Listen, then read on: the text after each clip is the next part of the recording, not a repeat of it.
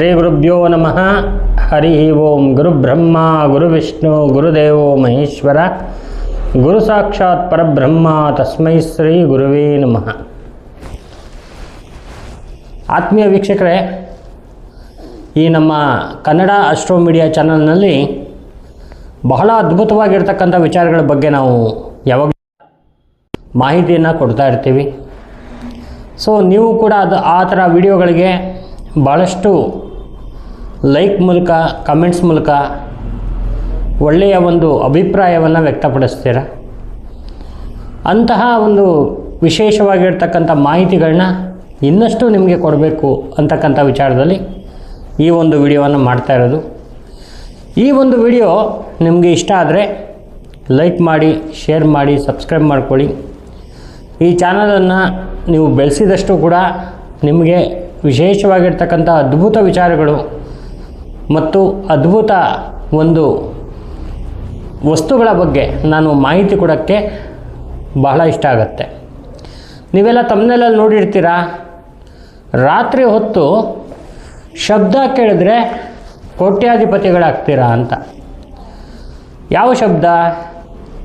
ಅಲ್ಲಿ ಏನಾಗ್ಬಿಡುತ್ತೆ ಅಂತ ಹೇಳಿದ್ರೆ, ನೋಡಿ, ನಾವು ಮಾಡುವಂತಹ ಕರ್ಮಗಳು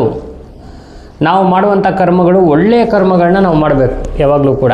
ಅಂದರೆ ದಾನ ಧರ್ಮಗಳನ್ನ ಮಾಡುವಂಥದ್ದು, ದೇವತಾ ಆರಾಧನೆಗಳನ್ನ ಮಾಡುವಂಥದ್ದು, ಮತ್ತು ಒಂದಷ್ಟು ನಮ್ಮ ಒಂದು ಜೀವನಕ್ಕೆ ಅಂತ ಹೇಳಿ ನಾವು ಏನು ಒಂದು ಸಂಪಾದನೆ ಮಾಡಿರ್ತೀವಿ ಅದನ್ನು ಸದ್ಬಳಕೆ ಮಾಡ್ಕೊಳ್ಳುವಂಥದ್ದು. ಇವತ್ತಿನ ದಿವಸ ಏನಾಗ್ತಾ ಇದೆ ಅಂದರೆ, ಎಷ್ಟೋ ಜನ ಬಂದು ಹೇಳ್ತಾರೆ, ಗುರುಗಳೇ, ನಮ್ಮ ಯಜಮಾನರು ಬಹಳ ತುಂಬ ಕಷ್ಟಪಟ್ಟು ಒಂದಷ್ಟು ದುಡ್ಡನ್ನು ಎತ್ತಿಟ್ಟಿದ್ರು.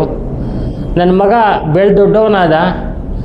ದೊಡ್ಡವನಾಗಿ ಕೆಟ್ಟ ಫ್ರೆಂಡ್ಸ್ಗಳ ಜೊತೆ ಸೇರಿ ಇವಾಗ ಈ ಆನ್ಲೈನ್ ಗೇಮು ಅದು ಇದು ಅಂಥೇಳಿ ಇರೋ ದುಡ್ಡನ್ನೆಲ್ಲ ಕಳೆದು ಇನ್ನೂ ಒಂದಷ್ಟು ಲಕ್ಷ ಸಾಲ ಮಾಡಿಬಿಟ್ಟಿದ್ದಾನೆ, ಈಗ ಎಲ್ಲೋಗಿದ್ದಾನೆ ಅಂತ ಗೊತ್ತಿಲ್ಲ ನನಗೆ ಅಂತ ಆ ಥರ ವಿಚಾರಗಳಿಗೆ ಬರ್ತಾರೆ.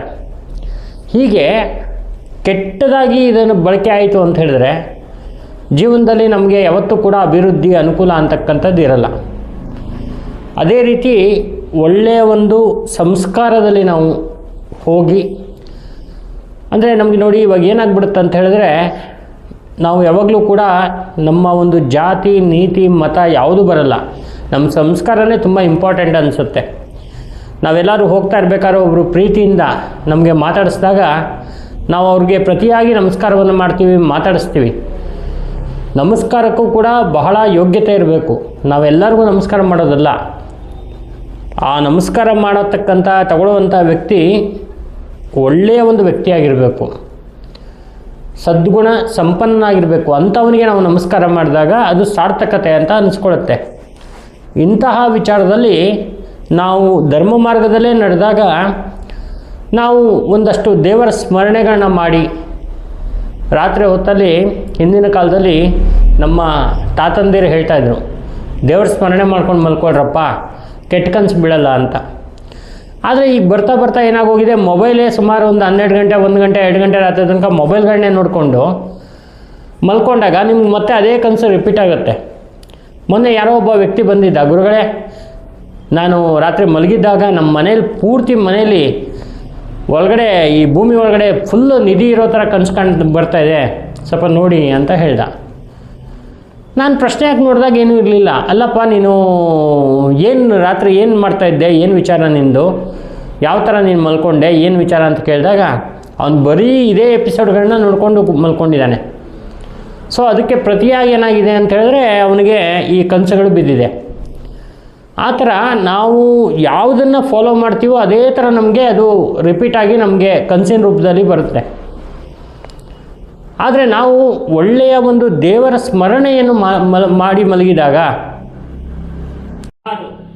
ಅದು ಮಧ್ಯ ರಾತ್ರಿ ಅಂತ ಹೇಳಿದ್ರೆ ಒಂದು 2:45, 3 ಜಾವದಲ್ಲಿ ಕೆಲವರಿಗೆ 3 ಥರದ ಶಬ್ದಗಳು ಕೇಳಿಸುತ್ತೆ. 3 ಥರದ ಶಬ್ದಗಳು 2 ಸೆಕೆಂಡ್ಗಳ ಕಾಲ ಕೇಳಿಸುತ್ತಷ್ಟೆ. ಮೊದಲನೇ ಶಬ್ದ ಯಾವುದು ಅಂದರೆ, ನೀವು ಇಷ್ಟಪಡುವಂಥ ದೇವರನ್ನ ಆ ದೇವರೇ ತನ್ನ ಹೆಸರನ್ನ ಹೇಳಿ ಕರೆಯುವಂತೆ. ಅಂದರೆ ಈಗ ನರಸಿಂಹಸ್ವಾಮಿ ನಮ್ಗೆ ಇಷ್ಟ ಅನ್ಕೊಳ್ಳೋಣ, ನರಸಿಂಹ ನರಸಿಂಹ ಅಂತ ಹೇಳಿ ಕರೆಯೋದಾಗಿ 2 ಸೆಕೆಂಡ್. ಎರಡನೇದಾಗಿ ಅದು ಆ ಒಂದು ಶಬ್ದ ಬಂದು ನಿಂತ ಮೇಲೆ ಗಂಟೆ ಶಬ್ದ, ಜೋರಾಗಿ ಯಾರೋ ಗಂಟೆ ಹೊಡಿತಾ ಇದ್ದಾರೆ ಅಂತ, ಅದು 2 ಸೆಕೆಂಡ್ ಬರುತ್ತೆ. ಇನ್ನು ಮೂರನೇದಾಗಿ ಯಾರೋ ನಮಗೆ ಹಿರೀಕರು, ತಾತ ಮುತ್ತಾತಂದಿರು, ಅವ್ರು ಬಂದು ನಮ್ಮನ್ನ ಕರೀತಾ ಇದ್ದಾರೆ, ನಮ್ಮ ಹೆಸರು ಹಿಡಿದು ಕರೀತಾ ಇದ್ದಾರೆ.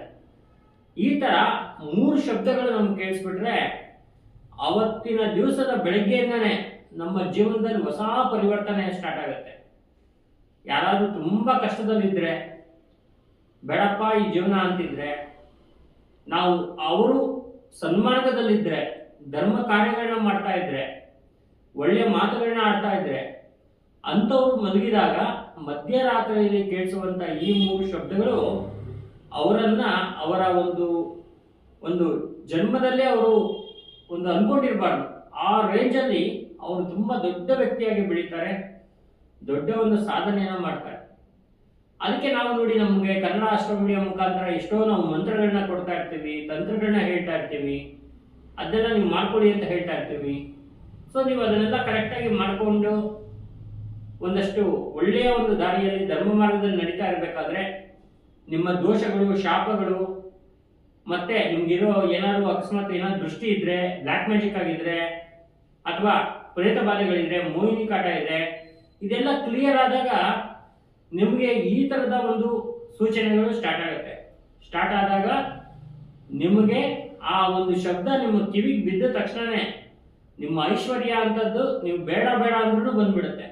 ಅಷ್ಟು ಅದ್ಭುತವಾಗಿರ್ತಕ್ಕಂಥ ಒಂದು ಶಬ್ದ ಅದು. ಇದು ಇಷ್ಟೇ ಅಲ್ಲದೇನೆ ಕನಸಿನಲ್ಲಿ ನಿಮಗೆ ಸುಮಂಗಲಿಯರು ಕಾಣಿಸ್ಕೊಳ್ಳುವಂಥದ್ದು, ದೇವಿ ಬರುವಂಥದ್ದು, ದೇವಿ ನಿಮ್ಮ ಜೊತೆ ಮಾತಾಡುವಂಥದ್ದು, ಈ ಥರದ್ದೆಲ್ಲ ಇರುತ್ತೆ. ಇದಕ್ಕೆಲ್ಲ ನೀವು ಏನು ಮಾಡಬೇಕು? ಹಾರ್ಡ್ ವರ್ಕ್ ಮಾಡಬೇಕು. ನಾವು ದಿನ ಪೂರ್ತಿ ನಾವು ಕೆಲಸ ಮಾಡ್ತಾನೆ ಇರ್ತೀವಿ. ಕೆಲಸ ಅನ್ನೋದು ಯಾವತ್ತಿಗೂ ನಾವು ಸಾಯೋ ತನಕ ನಿಲ್ಲಲ್ಲ ಅದು. ಆದರೆ ಆ ಒಂದು ದಿನದಲ್ಲಿ ಒಂದಷ್ಟು ಟೈಮು ದೇವರಿಗೆ ಅಂತ ಮುಡುಪಾಗಿಟ್ಟು ಆ ಒಂದು ಟೈಮಲ್ಲಿ ನಾವು ಮಾಡುವಂತಹ ಜಪ ತಪ ಸಾಧನೆಗಳಿದೆಯಲ್ಲ, ಅದು ಮನುಷ್ಯನನ್ನ ಎಲ್ಲಿಗೋ ಕರ್ಕೊಂಡು ಹೋಗ್ಬಿಡುತ್ತೆ. ಹಾಗಾಗಿ ಈ ಕನಸಿನ ರೂಪದಲ್ಲಾಗ್ಲಿ ಬರುವಂಥದ್ದಾಗ್ಲಿ, ಈ ಶಬ್ದ ನಮಗೆ ಕೇಳಿಸುವಂಥದ್ದಾಗ್ಲಿ, ಇದು ನಮ್ಮನ್ನ ಬಹಳ ಒಂದು ಶ್ರೀಮಂತರನ್ನಾಗಿ ಆಗಿಸುತ್ತೆ. ಎಷ್ಟೋ ಜನ ನಮ್ಮಲ್ಲಿ ಬಂದು ಈ ವಿಚಾರವನ್ನು ಹೇಳ್ಕೊಂಡಿದ್ದಾರೆ, ಗುರುಗಳೇ ನಮ್ಗೆ ಈ ಶಬ್ದ ಕೇಳಿಸ್ತು, ಅಲ್ಲಿಂದ ಜೀವನದಲ್ಲಿ ಪರಿವರ್ತನೆ ಆಯಿತು, ಇವತ್ತು ನಾನು ಬೆಂಗಳೂರಲ್ಲಿ 2 ಸೈಟ್ ತಗೊಂಡಿದ್ದೀನಿ, ಚೆನ್ನಾಗಿದ್ದೀನಿ, ಒಬ್ಬ ಕ್ಯಾಬ್ ಡ್ರೈವರ್ ಇವತ್ತಿನ ಕೋಟ್ಯಾಧಿಪತಿ ಆಗ್ಬಿಟ್ಟಿದ್ದಾನೆ, ಊರಲ್ಲಿ ಜಮೀನು ತೊಗೊಂಡಿದ್ದೀನಿ, ಇಲ್ಲಿ ಬೆಂಗಳೂರಲ್ಲಿ 2 ಸೈಟ್ ತೊಗೊಂಡಿದ್ದೀನಿ, ಮಕ್ಕಳಿಗೆಲ್ಲ ಚಿನ್ನ ಒಡವೆ ಎಲ್ಲ ಮಾಡಿಸಿಟ್ಟಿದ್ದೀನಿ, ಚೆನ್ನಾಗಿದ್ದೀನಿ ಗುರುಗಳೇ, ಏನು ನಿನಗೆ ಯಾವ ಥರ ಶಬ್ದ ಕೇಳಿಸ್ತು, ಯಾವತ್ತು ಕೇಳಿಸ್ತು, ಈ ಥರ ಎಲ್ಲ ಡೀಟೇಲ್ಸ್ ನಾವು ತೊಗೊಳ್ತಾ ಇರ್ತೀವಲ್ಲ, ಅಂಥ ಟೈಮಲ್ಲಿ ನಂಗೆ ಗೊತ್ತಾಗಿರ್ತಕ್ಕಂಥ ವಿಚಾರ ಏನು ಅಂದರೆ, ಇದೊಂದು ಅದ್ಭುತವಾಗಿರ್ತಕ್ಕಂಥ ವಿಚಾರ ಇದೆ. ಇದರ ಹಿಂದೆ ಬ್ಯಾಕ್ಗ್ರೌಂಡಲ್ಲಿ ಏನು ವರ್ಕ್ ಮಾಡಿರ್ತಾನೆ ಅಂದರೆ, ಅವನು ಮಾಡಿರ್ತಕ್ಕಂಥ ಪೂಜೆ ಜಪ ತಪ ಇವೆಲ್ಲ ತುಂಬ ಇಂಪಾರ್ಟೆಂಟ್ ಆಗಿರುತ್ತೆ. ಹಾಗಾಗಿ ನೀವು ಯಾವುದಾದ್ರು ಒಂದು ಸಿದ್ಧಿ ತೊಗೋಬೇಕು ಅಂದರೆ, ಒಂದು ಜಪ ತೊಗೋಬೇಕು ಅಂದರೆ, ಅಥವಾ ಏನಾದರೂ ಒಂದು ಜ್ಞಾನಕ್ಕೆ ಸಂಬಂಧಪಟ್ಟಿರ್ತಕ್ಕಂಥ ಕ್ಲಾಸ್ಗಳು, ಈ ಪ್ರಶ್ನಾಶಾಸ್ತ್ರ, ಜ್ಯೋತಿಷ್ಶಾಸ್ತ್ರ, ಅಥವಾ ಸಂಖ್ಯಾಶಾಸ್ತ್ರ, ಕವಡೆ ಪ್ರಶ್ನೆ, ತಾಂತ್ರಿಕ ಪ್ರಶ್ನೆ, ನಮ್ಮದೇ ಎಷ್ಟೋ ಕ್ಲಾಸ್ಗಳು ನಡೀತಾ ಇರುತ್ತೆ. ಇವಾಗಲೂ ಮುಂದಿನ ತಿಂಗಳು ಕೂಡ ಕ್ಲಾಸ್ ಇದೆ. ಈ ಥರ ಒಂದು ಕ್ಲಾಸು ನಾವು ಕಂಬೈನ್ ಮಾಡಬೇಕಾದ್ರೆ ನೀವೆಲ್ಲ ಬಂದು ಸೇರಿಕೊಂಡು ಆ ಕ್ಲಾಸಲ್ಲಿ ಕೊಡುವಂತಹ ಎಲ್ಲ ಒಂದು ಸಿದ್ಧಿಗಳನ್ನ, ಹೇಳ್ಕೊಡುವಂಥ ವಿಚಾರಗಳನ್ನೆಲ್ಲ ಕಲ್ತ್ಕೊಂಡು ಅದನ್ನು ಕರೆಕ್ಟಾಗಿ ಫಾಲೋಅಪ್ ಮಾಡಿಕೊಂಡು, ಸುಮ್ಮನೆ ಬೇಕಾಬಿಟ್ಟು ಬರೋದು, ಕಲ್ತ್ಕೊಳ್ಳೋದು, ಹೋಗೋದು, ಆಮೇಲೆ ಏನು ಮಾಡೋದಿಲ್ಲ ಅಂದರೆ ಅದು ಏನು ಪ್ರಯೋಜನಕ್ಕೆ ಬರೋಲ್ಲ. ಕರೆಕ್ಟಾಗಿ ಕಲ್ತ್ಕೊಂಡು ಅದನ್ನು ಮುಂದುವರಿಸ್ಕೊಂಡು ಹೋದಾಗ ನಿಮಗೆ ಜೀವನದಲ್ಲಿ ಒಳ್ಳೆಯ ಒಂದು ಸನ್ಮಾರ್ಗ ಸಿಗುತ್ತೆ, ಅಭಿವೃದ್ಧಿ ಸಿಗುತ್ತೆ, ಅನುಕೂಲ ಸಿಗುತ್ತೆ, ನೀವು ವಿಶೇಷವಾಗಿರ್ತಕ್ಕಂಥ ಒಂದು ಕೋಟ್ಯಾಧಿಪತಿಗಳಾಗ್ಬೋದು ಅಂತಕ್ಕಂಥದ್ದನ್ನು ಈ ಒಂದು ವಿಡಿಯೋ ಮುಖಾಂತರ ಹೇಳ್ತಾ ಇದ್ದೀನಿ. ಮುಂದಿನ ವಿಡಿಯೋದಲ್ಲಿ ಇನ್ನೊಂದು ಅದ್ಭುತ ವಿಚಾರ ನಿಮಗೋಸ್ಕರ ಕಾಯ್ತಾ ಇದೆ, ನೋಡ್ತಾ ಇದ್ದೀನಿ. ನಮಸ್ಕಾರ.